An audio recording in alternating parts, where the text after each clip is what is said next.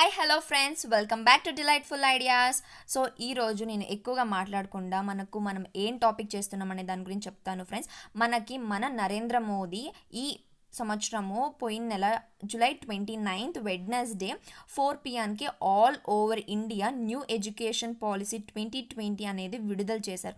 So దాని గురించి మీకు అన్నీ చెప్పాలి, అన్ని అవగాహన రావాలని ఈ వీడియోలో నేను చెప్పబోతున్నా. వీడియోని స్కిప్ చేయకుండా ఎండ్ దాకా చూసేయండి.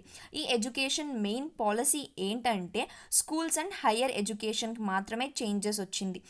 ఇది ఎలా తీసుకొని వచ్చారంటే ఇప్పుడు దాకా 10+2 ఉన్నింది, కానీ ఇప్పుడు ఇంక మీద అలా ఉండదు. ఇంకెలా ఉంటుంది అంటే 5+3+3+4 అనేది ఒక ఎడ్యుకేషన్ పాలసీ అనేది. సో ఫస్ట్ మనం ఎలా స్టార్ట్ చేసేదామని చూడండి ఫ్రెండ్స్. సో ఇక్కడ ఫస్ట్ వచ్చేసి school complexes to be used for adult education courses after school hours అనేది ఏంటంటే ఇక్కడ ఫస్ట్గా స్టార్ట్ అయ్యేది ఏమంటే 5 years ఆఫ్ ఎడ్యుకేషన్. దీన్ని ఫౌండేషన్ అంటారు. ఈ ఫౌండేషన్లో మనకి ఒక 3 categories ఉన్నాయి. ఆ 3 categories ఏంటంటే early childhood care and education, అంటే పిల్లల్ని కేరింగ్తో ఎలా చదవడానికి ట్రైన్ చేసేది అనేది ఒక స్టెప్ అది. నెక్స్ట్ వచ్చేసి play or activity based learning, అంటే ఆటాడిపిస్తూ యాక్టివిటీస్ చేపిస్తూ చదివించడం అనేది నెక్స్ట్ ఒక కేటగిరీ స్టెప్ అనేది. నెక్స్ట్ వచ్చేసి గ్రేడ్ 2 దాకా కూడా ఇంక్లూడ్ అయింటుంది ఈ ఫౌండేషన్లో. గ్రేడ్ 2 దాకా బుక్స్ పరంగా ఏది వెళ్ళదు, ఓన్లీ చాలా ప్రాక్టికల్గా ఎక్స్పెరిమెంటల్గానే చెప్పిస్తారు. A4 యాపిల్ అనేది కూడా ప్రాక్టికల్గానే ఉంటుంది, కానీ బుక్ పరంగా వెళ్ళరు. సబ్జెక్ట్స్ అనేది కూడా చాలా తక్కువగా ఉంటుంది. వాళ్ళకి ఎడ్యుకేషన్ ఏమనేది ఆ ఫౌండేషన్ ఆ 5 years ఆఫ్ ఎడ్యుకేషన్లో చెప్తారు. అండ్ ఆ 5 yearsలోనూ మనము ఏ language, home language, mother language or religion లాంగ్వేజ్లో మాత్రమే చెప్పియాలి. ఏది మనకు నచ్చిన లాంగ్వేజ్లో చెప్పకూడదు. పిల్లలు ఏ విధంగా ఉంటారో ఆ విధంగా ఆ లాంగ్వేజ్లో చెప్పియాలి.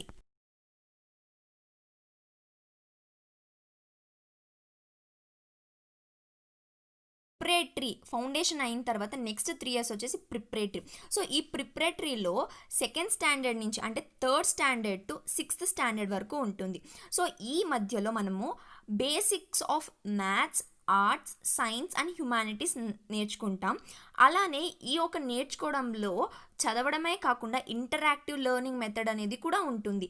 ఈ ఇంటరాక్టివ్ లెర్నింగ్ మెథడ్లో పిల్లలు టీచర్స్తో కూడా ఇంటరాక్ట్ అవుతారు, టీచర్స్ పిల్లలతో కూడా ఇంటరాక్ట్ అయ్యి ఒక టాపిక్ పైన నాలెడ్జ్ పరంగా డిస్కస్ చేస్తారు. సో ఇది ఈ 3 yearsలో అందుకే ఇది మోర్ నెక్స్ట్ వచ్చేసి ఆ 6th standard తర్వాత 6 to 8th standard దాకా ఏముంటుందంటే అది మిడిల్ పార్ట్ ఆఫ్ ఎడ్యుకేషన్, అంటే మిడిల్ ఇయర్ అనేసి పిలవచ్చు.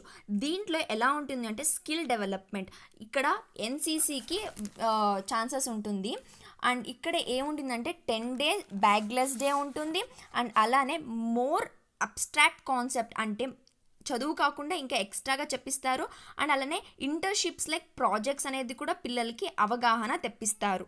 ఈ 10 days బ్యాగ్లెస్ డేని ఏం చేస్తారంటే వాళ్ళకి నచ్చిన ఆ 10 daysలో వాళ్ళకి నచ్చిన ఒక యాక్టివిటీస్ కావచ్చు. ఇక్కడ ఏమంటే ఒకేషనల్ క్రాఫ్ట్స్ అనేది డెవలప్ చేశారు. అక్కడ ఏముంటుంది అంటే కార్పెంటరీ ఉంటుంది, electric work, metal work, gardening, pottery making etcetera, ఇంకా ఎక్స్ట్రా కరిక్యులర్ యాక్టివిటీస్ ఉంటుంది. అక్కడ ఆ 10 daysలో ఈ క్రాఫ్ట్స్కి సంబంధించిన ఎక్స్పర్ట్స్ని పిలిపించి ఏ స్టూడెంట్ ఇంట్రెస్ట్ ఎక్కడ ఉంటుందో దాని పరంగా వాళ్ళని దాంట్లో కూడా ఎక్స్పర్ట్ చేసేలా ఉంటుంది ఆ 10 day బ్యాగ్లెస్ డేలో. సో నెక్స్ట్ వచ్చేసి ఎక్కువ మెరిట్ స్టూడెంట్స్కి, అంటే ఏ క్యాస్ట్ అయినా కావచ్చు, SC, ST, OBC ఏ స్టూడెంట్స్ కన్నా కావచ్చు, ఎవరైనా మెరిట్గా ఉండి అంటే బాగా చదువుతూ సిచ్యుయేషన్ లేదు చదువుకోవడానికి అనే వాళ్ళకి ఇప్పటికున్న స్కాలర్షిప్స్ కన్నా ఇంకా ఎక్కువగా ఎక్స్పాండ్ చేస్తారు అనేసి మన మోదీ ప్రామిస్ చేశారు అందరికీ. సో ఇది చాలా యూస్ఫుల్, అంటే అందరూ పిల్లలకి ఒక అవకాశం ఇస్తున్నారు చదువుకోవాలి అనేది. సో ఇది చాలా మంచి ఛాన్స్ అనేసి అనుకోవచ్చు. అండ్ ఇక్కడ ఏ క్యాస్ట్ ఫీలింగ్ అని ఉండదు, ఎందుకంటే ఎవరైనా చదువుకోవచ్చు బాగా చదివే వాళ్ళైతే. సో ఇది ఒక మంచి ఆపర్చునిటీ. అండ్ నెక్స్ట్ వచ్చేసి ఇప్పుడు మనకి ఇంతకుముందు మన ఎడ్యుకేషన్ సిస్టంలో GDP అంటే గ్రాస్ డొమెస్టిక్ ప్రోడక్ట్, అంటే ఎడ్యుకేషన్ వల్ల ఉన్న ఒక ప్రోడక్ట్ వచ్చి 1.7% ఉన్నింది. ఇప్పుడు 6% దక్కాలి అనేది మన మోదీ గారి ఒక ఇంటెన్షన్. సో అది ఒకటి పెరిగింది. అండ్ అలానే ఇక్కడేమైందంటే హై స్కూల్లో స్టూడెంట్ చాయిస్ అనేది ఇస్తారు. నెక్స్ట్ ఆ 4 years అనేది after 8th standard to 12th standard ఇక్కడ స్టూడెంట్స్ చాయిస్ ఇస్తారు. ఈ చాయిసెస్లో మల్టీ డిసిప్లినరీ స్టడీ ఉంటుంది, వన్ స్కిల్ అనేది ఒక స్కీమ్ ఉంటుంది. సో ఇది ఒక ఇంపార్టెంట్ థింగ్. ఇక్కడ పిల్లలు అనేది వాళ్ళ ఇష్టపరంగా వెళ్ళొచ్చు, ఎక్కడ ఎలాంటి రెస్ట్రిక్షన్ ఉండదు, వాళ్ళ ఇష్టమైంది వాళ్ళు చదవచ్చు. అందుకే ఇక్కడ పర్సంటేజ్ అనేది ఇంక్రీజ్ అయింది. సో ఇక్కడ 3 languages learned by children will be choice. ఏ లాంగ్వేజ్లోనా చదవచ్చు, state language, regional or student language, any language of their choice. So ఇక్కడ medium of instruction will be local or regional. అంటే టీచింగ్ చెప్పేటప్పుడు 5th standard దాకా, లేకపోతే అంతకుమించి grade 8 and beyond that. So ఆ ఒక 5 to 8 classes వరకు, 5th standard to 8th standard, the teaching system అంటే ఆ medium of instruction will be in either of 3 languages. Home language కావచ్చు, మదర్ లాంగ్వేజ్ కావచ్చు, రిలీజనల్ లాంగ్వేజ్ కావచ్చు. సో ఇదొక మంచి ఆపర్చునిటీ. నేను ఆల్రెడీ చెప్పాను, ఫౌండేషన్లో కూడా ఇలానే ఉంటుంది. పిల్లలకి ఏ లాంగ్వేజ్ ఇష్టమో ఆ లాంగ్వేజ్లోనే చెప్పాలి, because they understand more with the language they love. So ఇది ఒక మంచి థింగ్. సో ఇక్కడ వచ్చేసి స్టూడెంట్స్కి ఎలాంటి సపరేషన్ ఉండదు, ఇదే తీసుకోవాలి, ఈ స్ట్రీమే వెళ్ళాలి అని అస్సలు ఉండదు. అండ్ ఇక్కడ స్టూడెంట్స్కి ఇంకా ఎక్కువ ఛాన్సెస్ ఇచ్చారు, ఇంకా ఎక్కువ సబ్జెక్ట్స్ అనేది ఇచ్చారు. ఇది సెకండరీ స్కూల్లో ఇంక్లూడ్ అవుతుంది. అండ్ అక్కడ ఫిజికల్ ఎడ్యుకేషన్ ఉంటుంది, ఆర్ట్ అండ్ క్రాఫ్ట్ ఉంటుంది, and vocational skills already carpentry, gardening, pottery making అనేది నేను ముందుగా చెప్పాను. So their choice, their interest depends on the student, ఏదైనా తీసుకోవచ్చు. And there will be no restriction in curricular, extra curricular and science and academic streams. Here ఇక్కడ ఏమవుతుంది అంటే ఈ 4 years of education 8th standard to 12th standard ఏమవుతుంది, every exam or every year it would be into 4 stages of school education and it will be moving towards a semester అనేది ఈ ఒక అర్థం. So there will be no restriction and no compulsion to take that or the subject.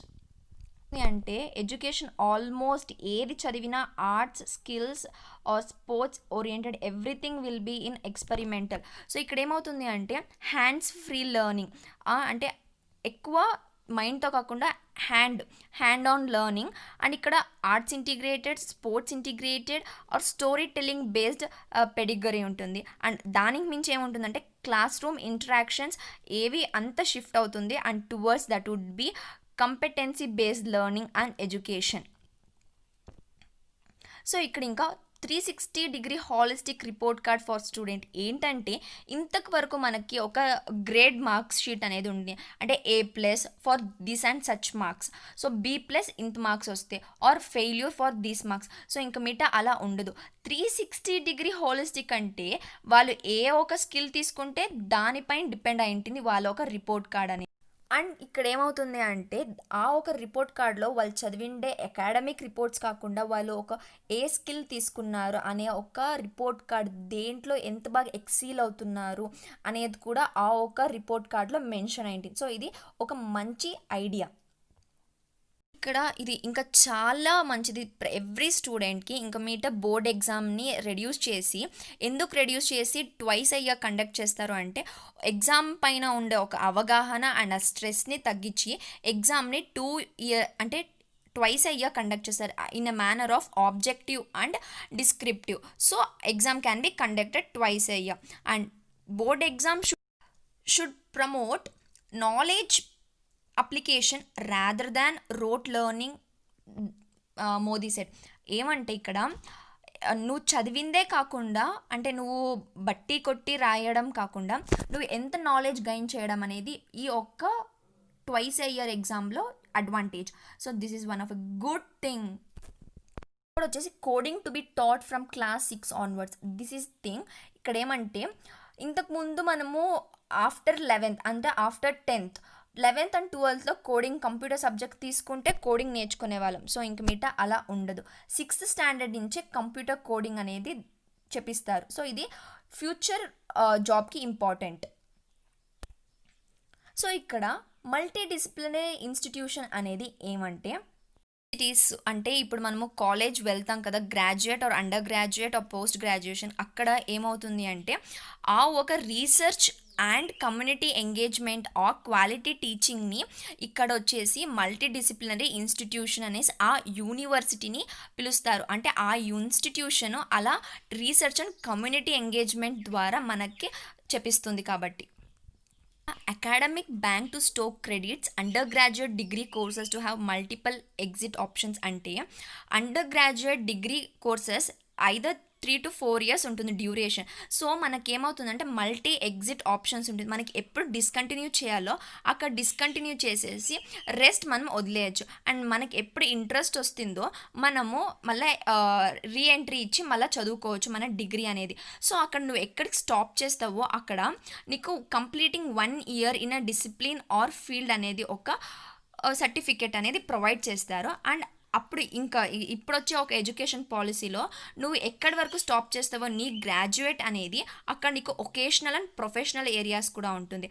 And నువ్వు diploma after 2 years of study, లేకపోతే bachelor degree after a 3 year programme. So ఇవన్నిటిని and 4 years multi disciplinary bachelor programme ఏదైనా పర్లేదు, నువ్వు ఏ preferred option తీసుకున్నా నీ అనేది ఒక క్రెడిట్ అనేది నువ్వు ఎంత దాకా చదివావు, నువ్వు ఎక్కడ డిస్కంటిన్యూ చేసావు, నువ్వు చదివిండే వరకు నీ యొక్క ఎలిజిబిలిటీ ఏంటి, what are the skills you know అనేది ఆ ఒక క్రెడిట్స్లో స్టోర్ చేసి పెట్టింటారు. అండ్ వెన్ ఎవర్ అగైన్ నీకు ఎంట్రీ ఇవ్వాలి and again you need to continue అనే ఒక సిచ్యుయేషన్లో యూ క్యాన్ హరామ్సే కంటిన్యూ, ఎప్పుడైనా కంటిన్యూ చేసుకోవచ్చు. ఎలాంటి భయము ఉండదు. ఎక్కడ వాళ్ళు నీ యొక్క ఎడ్యుకేషన్ని డిస్కంటిన్యూ అనేసి ఎక్కడ ఒక మార్క్ కూడా ఉండదు. సో ఇది ఒక చాలా యూస్ఫుల్. సో ఈ ఒక ఆప్షన్ లేకుండా ఇంతకుముందు ఎందరో బాధపడ్డారు. సో ఇప్పుడు ఉంది కాబట్టి చాలా హ్యాపీనెస్, ఇది ఒక మంచి థింగ్ అనేది చెప్పచ్చు.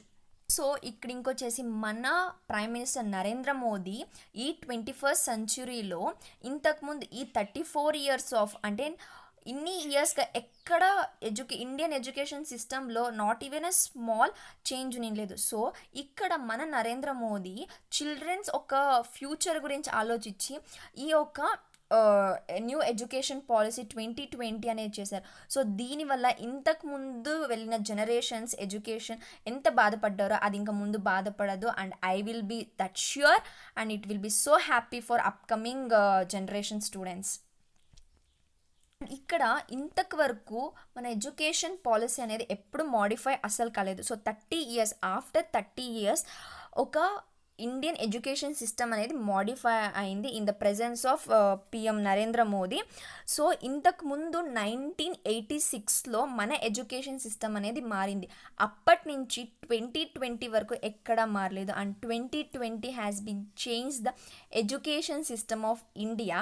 అండ్ ఇంక మీద ఎలా ఉంటుందంటే all states one India one education system అనేది ఉంటుంది. And there will be no division in syllabuses like ICSE or CBSE. So video నచ్చినట్టయితే ప్లీజ్ లైక్, షేర్, బాయ్.